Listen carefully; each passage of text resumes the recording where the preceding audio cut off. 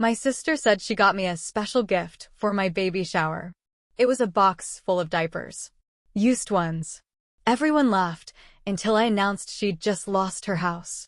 She shrugged and said, "Oh, don't be dramatic. You're rich. Buy a real gift yourself." Hi, Reddit. My name is Olivia, I'm 32, and I'm currently sitting in my living room, still reeling from what just happened at my baby shower. Since I need to vent somewhere, I figured I'd share this with you all. This isn't just a petty family drama, it's the culmination of years of being taken for granted, financially exploited, and emotionally drained by my older sister, Amanda. If you've ever had a toxic sibling who thought they were entitled to your life, money, and success while pretending to be your biggest supporter, you might relate. But let's start with today. Open it. Amanda grinned, her voice dripping with fake enthusiasm as she shoved the large gift box toward me. The entire room was watching family, friends, coworkers. A perfect baby shower scene, complete with pastel balloons and a decorative banner that read, "Welcome, little one." My hands hesitated as I pulled at the ribbon, the expectant gazes of my guests making it impossible to pause for too long. Inside the box was a pile of diapers. Used ones. The laughter came instantly. Not polite chuckles, not nervous giggles, actual, roaring laughter. My mother covered her mouth in an attempt to stifle it, but even she was shaking. Amanda, the mastermind of this pathetic stunt, wiped away fake tears of joy. "Oh, come on, it's just a joke," she said, tossing her perfect blonde hair over her shoulder. "You can afford to buy real ones yourself, right?" Right. Because I was the rich sister. Because I had worked so hard while Amanda spent her life hopping from one financial disaster to another, expecting our parents, and me, to clean up after her. And this wasn't the first time she'd used me as a punching bag for her own failures. Flashback, Amanda, the two-faced sister. Growing up, Amanda was always the golden child. Not because she was particularly talented or smart, but because she knew how to manipulate people. When we were teenagers, she would pretend to be the perfect older sister in front of our parents, helping me with my hair, giving me advice about boys, playing the doting sibling. But behind closed doors, she was something else entirely. I remember the night before my college entrance exam. I had been studying for months, desperate to get a scholarship so I wouldn't have to rely on my parents for tuition. Amanda had just come home from a failed date, furious that her boyfriend of the week hadn't bought her an expensive necklace she wanted. "You think you're so much better than me, don't you?" she sneered, leaning against my bedroom doorframe. Sitting here, acting all smart, working extremely hard like some nerd. Newsflash, Olivia, money is about who you know, not how hard you work. She spent the next hour berating me, picking apart everything I did, mocking the way I studied, the way I dressed, even my dreams of financial independence.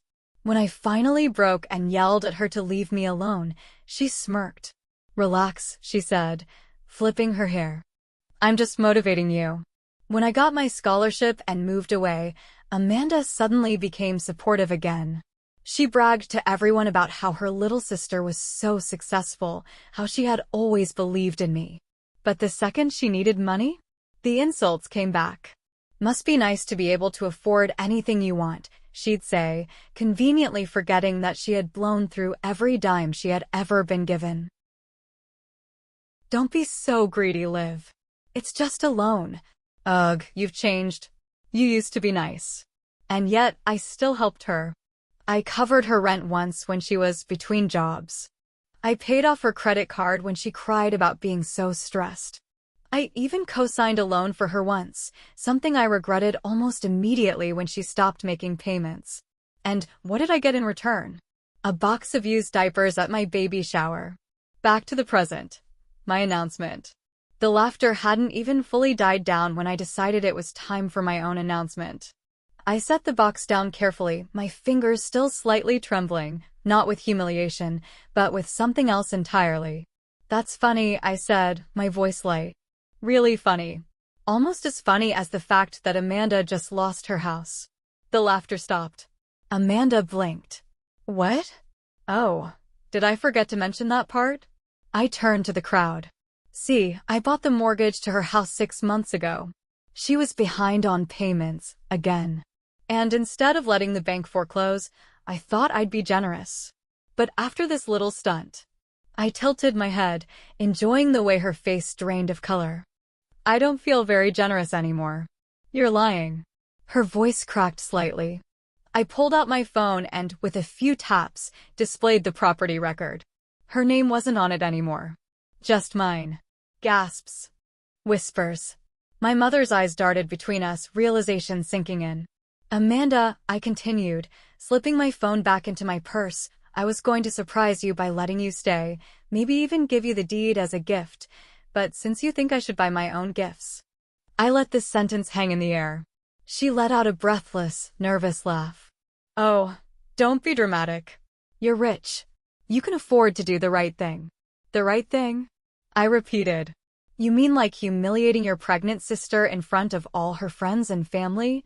It was a joke, she snapped, but her voice was shaking now. I shot back. Silence. Pure, deafening silence. My father stood up, clearing his throat, as if he was about to lecture me on being the bigger person. I held up a hand. Don't, I warned. I have been the bigger person my whole life. I have covered for Amanda's debts. I have bailed her out when she wrecked her car. I have paid for her to go back to school twice, only for her to drop out. I have let her live rent-free in that house for years. And in return, she gives me this. I gestured to the disgusting box in front of me. No one spoke. Amanda's breathing had become erratic. You wouldn't actually kick me out? You're right, I said, tilting my head. I'll give you a week to find somewhere else. My mother stood up. Sweetheart, don't you think that's a bit harsh? I turned to her with a smile so saccharine it could rot teeth. Mom, you do have a guest room, don't you? She flinched. Well, yes, but... Oh, wonderful, I said, clapping my hands. Then Amanda has a place to stay. Amanda's eyes widened in horror. I am not living with Mom and Dad again. Well, Amanda, I said sweetly, you should have thought about that before you handed me a box full of used diapers. A pin could have dropped in that room and made a louder sound than the stunned silence that followed. My baby shower continued. The food was delicious. The gifts from my real friends were thoughtful and kind. Amanda left early, and for the first time in my life, I didn't feel the need to chase after her. Because she wasn't my responsibility anymore. It took less than 12 hours for the phone calls to start. I woke up the next morning to 22 missed calls and an inbox full of messages. Mom, Olivia, we need to talk. Amanda is devastated. You humiliated her in front of everyone. Was that really necessary? Dad, this has gone too far. Call me. Amanda, you so toxic, sister. I was joking. You actually want to make me homeless over a prank? Asterisk. Ah yes, the classic Amanda routine. Play the victim when things don't go her way. I ignored them all. James, my husband, sipped his coffee next to me, scrolling through his own phone. He smirked. Looks like the fallout has begun. He held up his screen. My cousin Sophie had posted on Facebook. Y'all, Amanda really gifted her pregnant sister used diapers and then cried when she got what she deserved. Actions have consequences. The comments were brutal. Amanda's been living off Olivia for years. She had this coming. Wait, she really thought this was funny? That's just cruel. She's lucky Olivia gave her a week to move out. I let out a satisfied sigh. Finally, people are seeing her for who she is. James chuckled, sliding his arm around my waist. So, what's the plan? I took a sip of my tea. I'm going to wait. Let them stew in their own mess for a bit. Then I'll deal with them. The family's attempt at manipulation. By noon, my mother showed up at my house unannounced. She barely waited for me to open the door before pushing inside. Olivia, we need to talk. I crossed my arms. You could have called. I did call, she huffed, sitting down on my couch.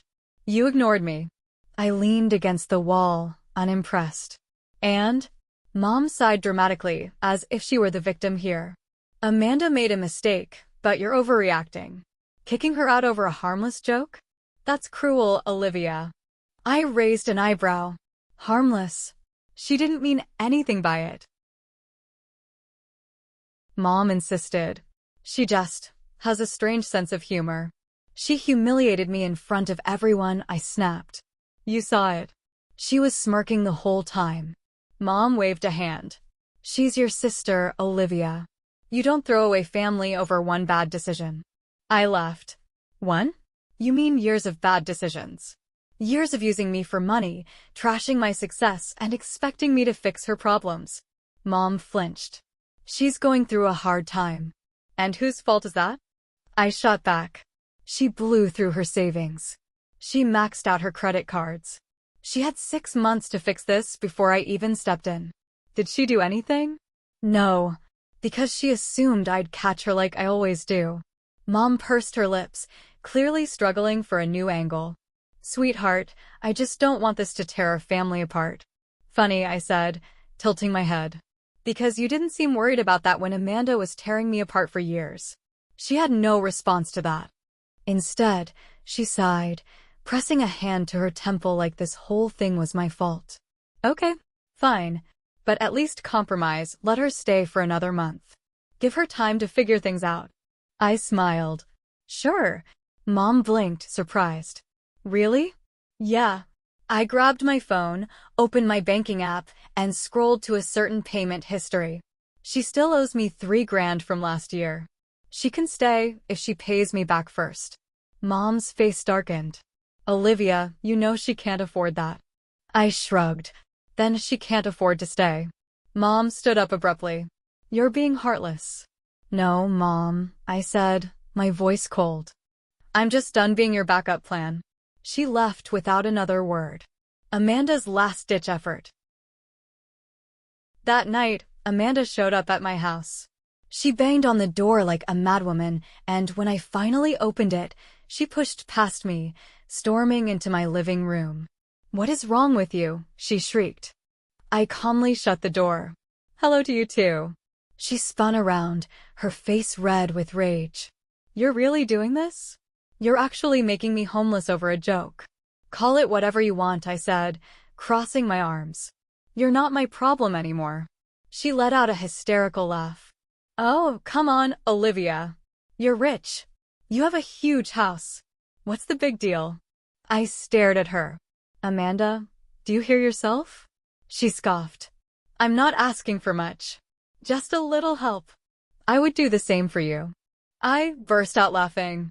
You? Help me. Yes, she yelled. I took a step closer, lowering my voice. Amanda, when have you ever helped me? She blinked, her mouth opening and closing like a fish. I kept going. Did you help me when I was drowning in student debt? No. Did you help me when I was working 3 jobs to afford my first apartment? No. Did you help me when I needed someone to support me for once? Nothing. I nodded. That's what I thought. She tried a different tactic. Please, she said, her voice suddenly trembling. I have nowhere else to go. Oh, come on, I said, mimicking her earlier words. Mom and Dad have a guest room. Her face twisted in disgust. I can't live with them again. Then figure something out. Tears welled in her eyes. Olivia, please. I'm begging you. For a split second, I almost gave in. Almost.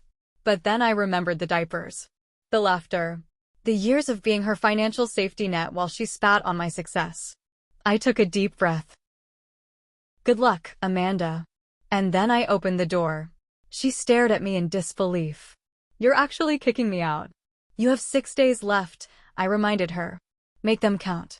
She stormed past me, stopping in the doorway. You're being really unfair, you know that? I smiled. And you're homeless. She let out a frustrated scream and stomped to her car, speeding off into the night. I closed the door, locked it, and let out a deep breath. For the first time in years, I felt free. Amanda didn't leave quietly. I knew she wouldn't. For the next few days, she cycled through every manipulative tactic in her arsenal. First came the guilt trip. Amanda, I'm your sister, Olivia. How can you sleep at night knowing you're making me homeless? Me, like a baby actually. Thanks for asking. Then came the fake apologies. Amanda, Liv, I was out of line. I shouldn't have done that at your shower. Please, let's put this behind us. Me, that's great to hear. So when are you sending me the $3,000 you owe? Amanda, ugh, you're impossible. By day 4, she switched to the smear campaign. Mom called me in a panic. Olivia, did you really tell people Amanda stole from you? She said you're spreading lies. I sighed, rubbing my temples. Mom, I never said that. I just told people the truth, that she owes me money and refuses to pay. Well, now she's saying you're ruining her life. No, Mom, I said firmly.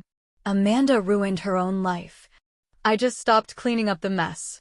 Mom groaned. I just don't understand why you're being so cold. Because I'm done, I said simply. I'm not her bank. I'm not her safety net. She's had years to get her act together. Mom went silent for a moment. I just don't want to see her suffer. I let out a bitter laugh. Where was this concern when I was the one suffering? No response. As expected. That night, Amanda tried her final, most desperate move. She showed up at my house with a suitcase. The last attempt. It was almost midnight when the pounding on my door started. James stirred beside me. You gonna get that? Nope, I said, pulling the blanket over my head. The knocking continued. With a groan, I got up, walked to the front door, and yanked it open. Amanda stood there, red-eyed and shaking, her suitcase at her feet. Liv, please, she whispered. I have nowhere else to go. I folded my arms. Didn't Mom offer you the guest room? She swallowed. I can't live with her. She's overbearing, she nags all day, and Dad just ignores me. I smirked. Sounds familiar. Amanda's face twisted in frustration. I can't be there, Olivia. Just let me stay for a few weeks. No. She let out a small, pathetic sob. Please. I'll get a job, I'll pay you back, I held up a hand. Stop. Her mouth snapped shut. I took a deep breath. Amanda, I don't trust you. You have never changed. You've never followed through. And I'm not letting you stay here just so I can spend the next few months fighting to get you out. She opened her mouth, but I kept going. You laughed in my face at my baby shower. You gave me used diapers. That's not just a bad joke. That's pure, calculated cruelty.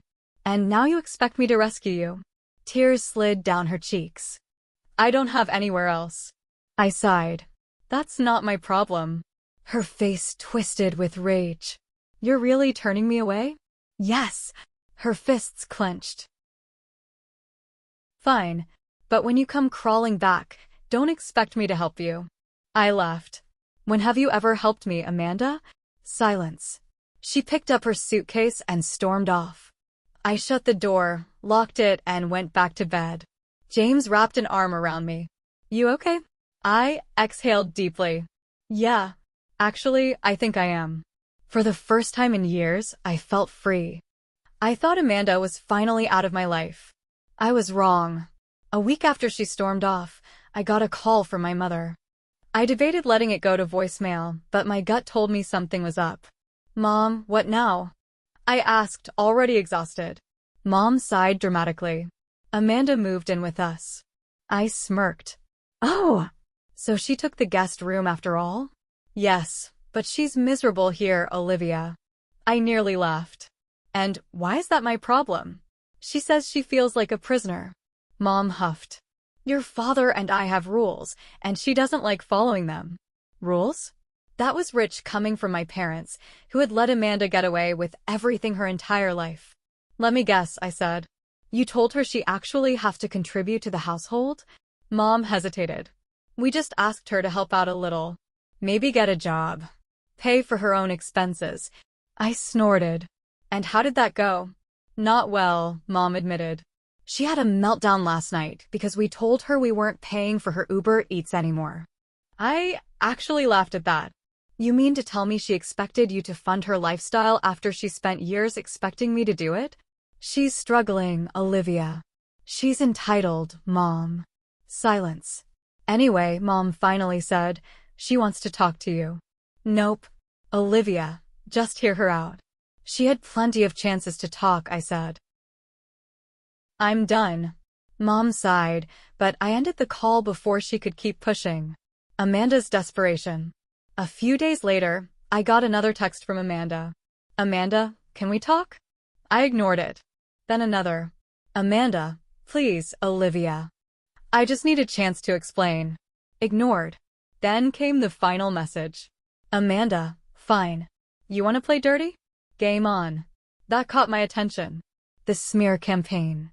I didn't hear from Amanda directly after that, but I started noticing little things. Cousins who had been on my side suddenly started acting weird. Friends I hadn't spoken to in a while sent me awkward messages like, Hey, Olivia, is it true you left Amanda homeless just for fun? Wait, you bought her mortgage just to evict her? Wow, that's cold. Amanda was spinning a new narrative. One where she was the victim, and I was some heartless villain. I wasn't surprised. This was classic Amanda. If she couldn't get her way, she'd manipulate the people around her until she looked like the innocent one. But this time, I was ready. I started responding with facts. Amanda wasn't paying her mortgage. I bought the house to keep her from losing it, and she still did nothing to fix her situation. When I finally told her I wasn't supporting her anymore, she gave me used diapers at my baby shower and laughed about it. Ask yourself, would you still help her after that? One by one, people started realizing the truth. And Amanda? She lost the last bit of sympathy she had. The final blow. I didn't hear from her again until 2 weeks later. This time, Dad called. She's leaving, he said, sounding exhausted. She's moving out today. I blinked. She actually found a place? Dad scoffed. Not exactly. She's moving in with some random friend. No job, no money, no plan. I sighed. She'll never learn, will she? I doubt it, Dad admitted. Then, softer, I should have listened to you sooner. That was the closest thing to an apology I'd ever get. Yeah, I said. You should have. And with that, Amanda was finally out of my life. For good. Amanda was finally out of my life. For the first time in years, I wasn't waking up to desperate texts, guilt-tripping calls, or sudden emergencies that somehow required my money. It felt amazing. James and I focused on preparing for the baby. My friends, my real friends, helped me set up the nursery. Life was peaceful. And then, 3 months later, Amanda reappeared. The last attempt. I was rocking in my chair, reading baby books, when my phone buzzed. Amanda, hey sis. I miss you. How's the baby? I stared at my screen. After months of silence, she just popped up like nothing happened. I ignored her. An hour later, another text. Amanda, I've been thinking a lot. I know I messed up, and I want to make it up to you. Can we meet? I showed James. He raised an eyebrow. She wants something. Obviously, I sighed. Then came the final text. Amanda, so. I was wondering if I could stay with you for a bit. Just until I get back on my feet. I promise I'll be better this time. I laughed out loud. The audacity. My final response. I typed back. Me, Amanda, you burned that bridge. You didn't just use me for years, you humiliated me in front of my friends, made me the villain, and only now that you have no other options, you want to make it up to me? She read it instantly. 3 dots appeared. Then disappeared. I sent one more message. Me, I'm not your safety net anymore. Find another one. Blocked. I exhaled, feeling lighter than ever. James smiled, kissing my forehead. Proud of you. Amanda? She disappeared again. And I had a beautiful, drama-free life waiting for me.